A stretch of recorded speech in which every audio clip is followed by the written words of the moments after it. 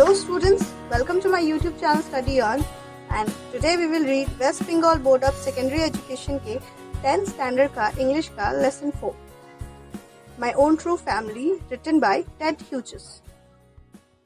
तो इस कविता को हम हिंदी में समझेंगे और उससे पहले टेड ह्यूजेस के बारे में जान लेते हैं। Ted Hughes, Edward James Ted Hughes was a noted poet, English poet, and had been the poet laureate of Great Britain from 1984 till his death। तो जो टेड ह्यूजेस थे वो एक बहुत ही प्रख्यात अंग्रेजी कवि थे और अपने डेथ तक यानी अपने मृत्यु तक वो ग्रेट ब्रिटेन के पोएट ल्यूटरेट बने रहे। पोएट ल्यूटरेट क्या होता है? पोएट ल्यूटरेट एक ब्रिटिश प्रधानमंत्री द्वारा नियुक्त किया जाता है और इसके तहत जो पोएट है, जो कवि है, उन्हें जितने भी राष्ट्रीय कार्यक्रम होती है उसके लिए कुछ पोएम, कुछ कविताएं लिखनी पड़ती हैं। ठीक है, तो ये इसी पद पर वो अपने डेथ तक, अपनी मृत्यु तक बने रहे। His famous works include Birthday Letters, The Hawk in the Rain and Tales from Ovid। तो उनकी सारी प्रख्यात लेखनी में birthday letters, the hawk in the rain and tales from Ovid शामिल है। The poem describes the magical experience of a young child in an oak wood and indicates that human beings and trees should thrive as a single family। तो ये poem जो है, ये कविता वर्णन करती है एक मैजिकल, एक जादुई एक्सपीरियंस का, जो कि एक यंग लड़के द्वारा, एक बच्चे द्वारा किया जाता है ओक वुड में जाने के बाद, यानी ओक के पेड़ों को जंगलों में जाने के बाद। और ये भी बताती है कि जो मानव है, ह्यूमन बींग्स यानी मानव और पेड़ को एक साथ, एक फैमिली के तरह, एक परिवार के तरह रहना चाहिए। It focuses strongly on the need to protect our natural environment for the welfare of mankind। और ये भी बताती है, इस पे भी बहुत जोर देती है कि हमें वेलफेयर ऑफ मैनकाइंड के लिए, यानी मानव कल्याण के लिए नेचुरल एनवायरनमेंट को, प्राकृतिक पोएम पढ़ते हैं। वैसे ये पढ़ने में बहुत आसान लगेगा और इसका मीनिंग भी बहुत जल्दी समझ में आ जाएगा, लेकिन इसके भीतरी मीनिंग को, जो कवि हमें समझाना चाहता है, उसे समझना होगा। Once I crept in an oak wood, I was looking for a stag। तो एक बार मैं ओक वुड में यानी ओक के पेड़ों के जंगलों में गया और मैं वहाँ स्टैग खोज रहा था। लुकिंग फॉर अ स्टैग यानी एक हरिन को खोज रहा था। ठीक है, तो इसका सीधे सीधे ये मीनिंग निकलता है, लेकिन जब इसके हम भीतरी मीनिंग को समझेंगे तो इसका मतलब कुछ इस प्रकार है कि once I crept in an oak wood, यानी एक बार मैं एक इच्छा के साथ, क्रेप्ट यानी क्रेप्ट का वैसे तो मतलब रेंगना, लेकिन यहाँ पे इसका मतलब है कि इच्छा रखना। तो एक बार मैं इच्छा के साथ, ख्वाहिश के साथ ओक वुड के, ओक के पेड़ों के जंगलों में गया। और वो ख्वाहिश किस चीज की थी? एक निवास स्थान की। स्टैग यानी एक निवास स्थान की, एक रहने की जगह की तलाश में मैं वहां पे अपने लिए घर बनाने की जगह की तलाश में मैं वहां गया, ओक के जंगलों में गया। I met an old woman there, all knobbly stick and rag.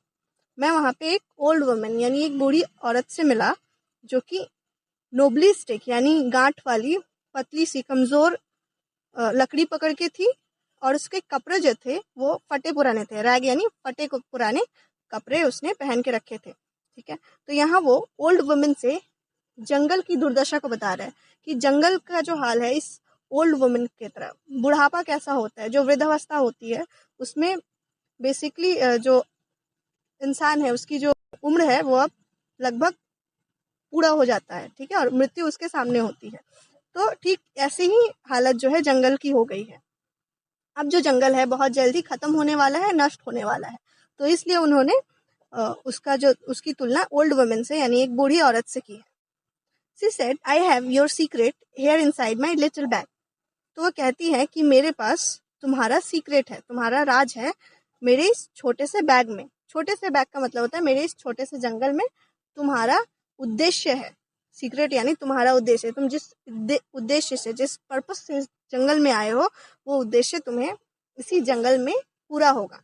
ठीक है, तो वो कहती है then she began to cackle and I began to quack. फिर वो कैकल करना शुरू करती है, यानी एक तरह का आवाज निकालना शुरू करती है। ठीक है, और फिर उस आवाज को सुन के मैं कांपने लगता हूँ। क्वैक यानी कांपना, डरने लगता हूँ। तो यहाँ पे कैकल एंड क्वैक जो ये दो वर्ड है, इससे वो जो त्रासदी होने वाली है, अगर हम ऐसे ही बेतहाशा जंगलों को काटते जाएंगे अपने कार्य के लिए, तो क्या होगी, जंगल हमें एक दिन एक बहुत ही भयानक रूप दिखाएगी। इतना ज़्यादा जंगल हमें डरा देगी। तो ये कैकल एंड क्वैक जो दो वर्ड है, ये हमें डराने के लिए, लोगों को एक तरह से वार्निंग देने के लिए यूज़ किया जा रहा है। She opened up her little bag and I came twice away. वो अपना छोटा सा बैग खोलती है और मैं 2 बार जग जाता हूँ। छोटा सा बस्ता खोला यानी अपने जंगलों के की बातें मुझे बताती है, और फिर मैं 2 बार जग जाता हूँ। 2 बार जगना क्या होता है? एक बार जगना ट्वाइस अवेक, एक बार जगना तो ये होता है कि नींद खुलना, ठीक है, आंखें खुलना, ये एक बार जगना। तो एक बार जगे यानी उनकी आंखें खुली, एंड दूसरी बार वो जगे जब वो मन से जागे, यानी उनकी अंतरात्मा खुली, जब उनका आत्मा का इस नेचर के साथ, इस प्रकृति के साथ मिलन हुआ, तो वो दूसरी बार जगे। तो इसलिए वो कह रहे हैं I came twice awake, surrounded by a staring tribe and me tied to a stake. तो मैं अब घिरा हुआ था एक स्टेरिंग ट्राइब से, एक अनजान जनजाति से, ठीक है, और उन लोगों ने मुझे बांध के रखा था एक खूंटी से, स्टेक यानी एक खूंटी से बांध के रखा था। तो यहाँ पे अनजान स्टेरिंग ट्राइब किसे कहा गया है? ओक के पेड़ों को। तो मैं ओक के पेड़ों से घिरा हुआ था और मुझे एक खूंटी से बांध के रखा गया था। तो यहाँ पे पोएट जो है खूंटी शब्द का प्रयोग क्यों कर रहे हैं? वो इसलिए कर रहे हैं क्योंकि जो टेड ह्यूजेस थे वो एक इंग्लिश पोएट थे, ब्रिटिश पोएट थे, और क्रिश्चियनिटी में जो जीसस क्राइस्ट थे उन्हें सूली पे चढ़ाया गया था। तो उस वक्त उन्हें जो दर्द हुआ था, उस दर्द को महसूस कराने के लिए वो यहाँ पे इस शब्द का, स्टेक शब्द का प्रयोग कर रहे हैं। वो बता रहे हैं कि जिस तरह खूंटी पे, सूली पे चढ़ने के बाद जो दर्द होता है, उस दर्द को तुम महसूस करो। अगर तुम अभी तक ये नेचर के यूज को नहीं जाने हो, इस जंगलों के उपयोग को नहीं जाने हो, और तुम बेतहाशा इसे यूज करोगे, काटोगे, तो फिर तुम्हें भी एक दिन सूली पे चढ़ा दिया जाएगा, और फिर जो तुम्हें दर्द होगा उसके बारे में सोचो। They said, we are the oak trees and your own true family. तो वो कहते हैं कि हम लोग ओक ट्रीज हैं, हम ओक के पेड़ हैं, और तुम्हारे अपने सच्चे परिवार है। वी आर चॉप डाउन, हमें काट दिया जाता है। वी आर टॉर्न अप, हमारे टुकड़े टुकड़े कर दिए जाते हैं। टॉर्न अप यानी काट काट के टुकड़े टुकड़े करना, तो हमें काट काट के छोटे छोटे टुकड़ों में बांट दिया जाता है। You do not blink an eye, और तुम अपनी पलके भी नहीं झपकाते। हमें इतने छोटे छोटे टुकड़ों में काट दिया जाता है अलग अलग काम के लिए।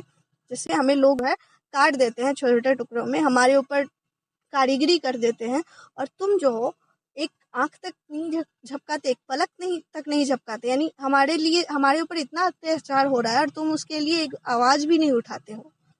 तो वो उन्हें बता रहे हैं, शिकायत कर रहे हैं। Unless you make a promise now you are going to die. तो अब तुम्हें मुझे प्रॉमिस करना होगा, नहीं तो तुम मारे जाओगे, ठीक है। तुम्हें एक प्रॉमिस करना होगा, नहीं तो तुम now you are going to die, नहीं तो तुम मारे जाओगे। Whenever you see an oak tree felled, swear now you will plant two. तो वो लोग उनसे एक शपथ लेने के लिए कहते हैं कि जब भी तुम एक ओक ट्री गिरते हुए देखोगे, फेल्ड यानी गिरना, तो जब भी तुम एक ओक ट्री को गिरते हुए या कटते हुए देखोगे, तो कसम खाओ कि तुम उसके बदले 2 ओक ट्री लगाओगे, ओक प्लांट को 2 ओक प्लांट तुम लगाओगे। Unless you swear, the black oak bark will wrinkle over you. और तुम अगर अपना ये शपथ नहीं मानोगे, अनलेस यू स्वेयर यानी अगर तुम अपना ये शपथ को नहीं मानते हो, तो क्या होगा, जो जितने भी ब्लैक ओक बार्क है, यानी जितने भी ओक पेड़ के जो काले छाले हैं, वो तुम्हारे ऊपर रिंकल्स कर देंगे, तुम्हारे ऊपर भी कारीगरी कर देंगे, ठीक है। जो कि हमारे ऊपर अगर कारीगरी किया जाए तो तुम्हें देखने में बहुत सुंदर लगता है, लेकिन अगर तुम्हारे ऊपर अगर कारीगरी की गई तो तुम्हें बिल्कुल भी सुंदर नहीं लगेगा। तो ऐसी कारीगरी तुम्हारे ऊपर कर दिया जाएगा। And root you among the oaks where you were born but never grew. और तुम्हें रूट कर दिया जाएगा, यानी अस्थायी रूप से जड़ कर दिया जाएगा, स्थायी रूप से एक जगह पे खड़ा कर दिया जाएगा उन्हीं ओक ट्रीज के बीच में जहाँ तुम जन्मे हो, लेकिन कभी ग्रीव नहीं किए, यानी कभी बढ़े नहीं हुए से उनका मतलब है कि तुमने अभी तक ओक ट्री के इम्पोर्टेंस को, उसके महत्व को नहीं जाना है, ठीक है। तो तुम कभी जो है ओक ट्रीज के बीच में ही पले बड़े हैं, लेकिन उसके महत्व को उन्होंने नहीं जाना है, तो इसीलिए वो उसे कह रहे हैं कि नेवर ग्रीव, यानी तुम अभी तक कुछ जाने नहीं, समझे नहीं। This was my dream beneath the boughs, the dream that altered me. तो ये मेरा एक सपना था, बॉक्स यानी खौफनाक सपना, ये मेरा एक खौफनाक सपना था, और ऐसा सपना था जिसने मुझे अल्टर्ड कर दिया, मुझे बदल दिया। अल्टर्ड यानी बदलना, मुझे डराने वाला था, लेकिन इस डर की वजह से मैं बदल गया। When I came out of the oak wood back to human company, जब मैं उस ओक वुड से, उस ओक के जंगलों से वापस आया ह्यूमन कंपनी में, यानी लोगों के बीच में, इंसानों के बीच में। तो यहाँ पे ओक वुड से वापस आने का मतलब है कि जब मैं नींद से खुला, ये सब कुछ वो सपने में देख रहे थे, ठीक है। तो जब वो उनकी नींद खुली, जब वो सपने से जागे और इंसानों की दुनिया में वापस आए, my walk was the walk of a human child but my heart was a tree. मेरा जो चलना था, मेरा जो बाहरी चाल थी, वो एक इंसान के बच्चे की तरह थी, लेकिन मेरा जो हृदय था, माई हार्ट, मेरा जो हृदय था, वो एक पेड़ों का हृदय हो गया था। यानी जैसे पेड़ का हृदय होता है, मैं भी उसके दुख को, उसके दर्द को समझने लगा था। तो लेखक कहते हैं कि अब से मैं जब भी पेड़ों के ऊपर अत्याचार को होते हुए देखूंगा, मैं उसके खिलाफ आवाज उठाऊंगा।